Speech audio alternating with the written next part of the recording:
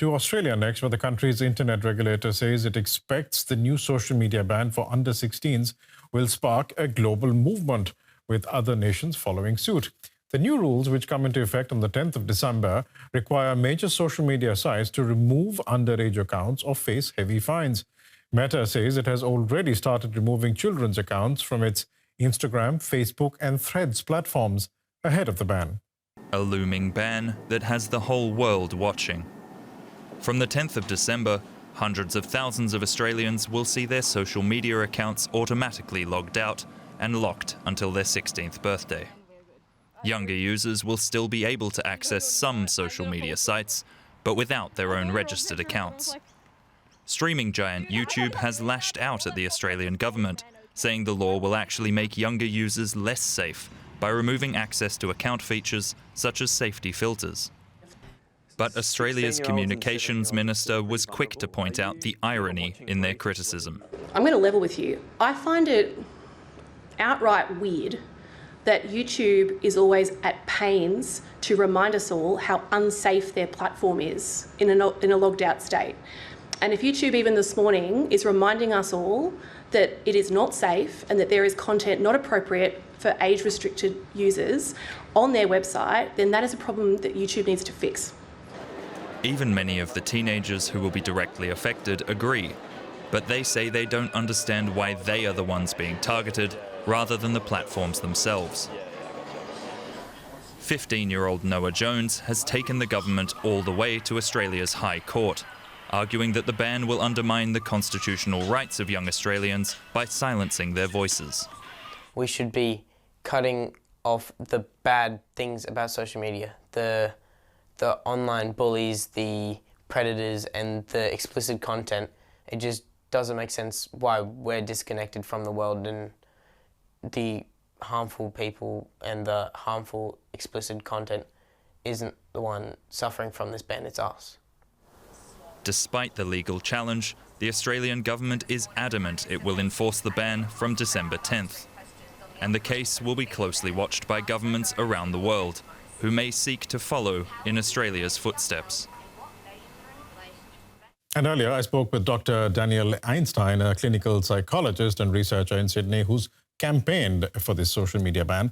I asked her how she feels today as Instagram and Facebook begin shutting down some under 16s accounts.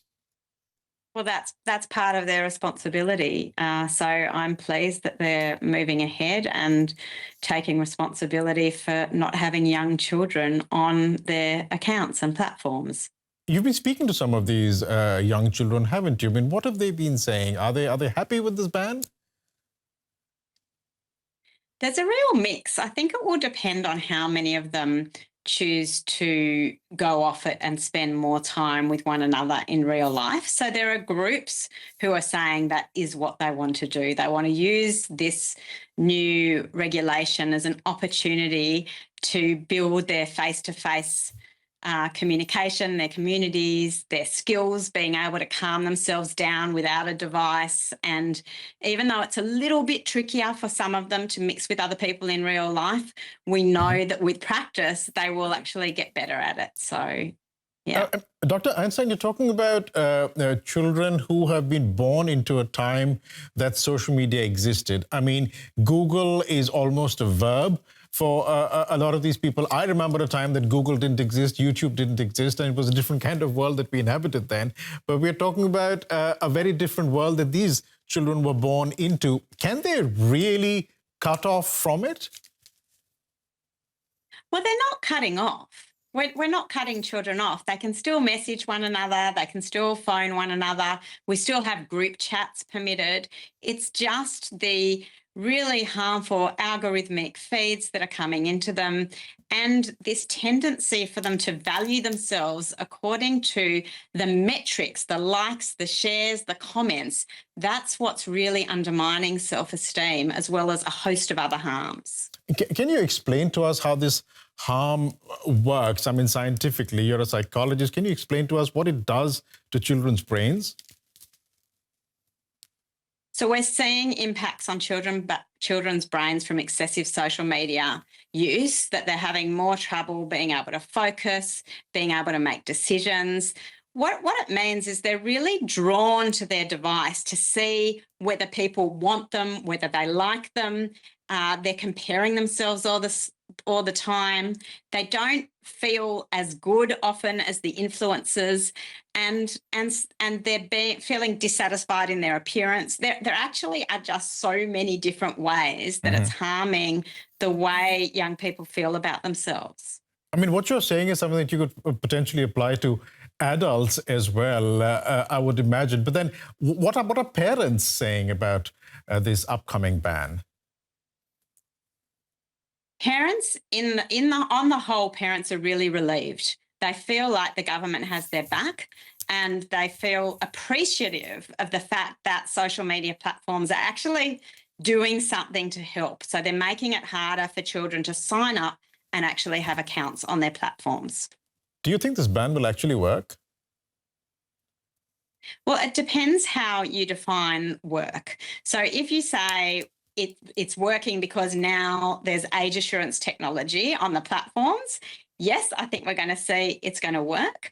If you say, do we now have parents and, in fact, teenagers themselves talking about all the harms of social media and really aware of what's going on? Yes, we've seen that happen, and we've seen schools no longer use social media inadvertently. So the systems around our children are changing, and around the world, of course, you are looking on and talking about the harms and recognising what this is doing to mental health.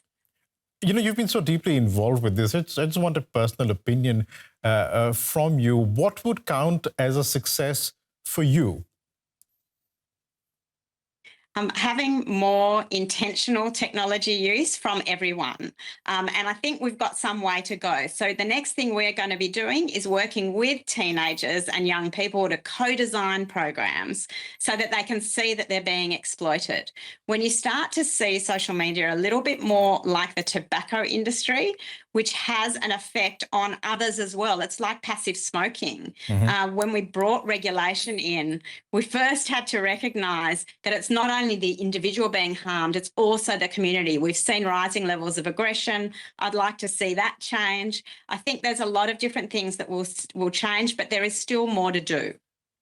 We'll leave it there for the moment. Dr. Danielle Einstein, thanks so much for joining us today.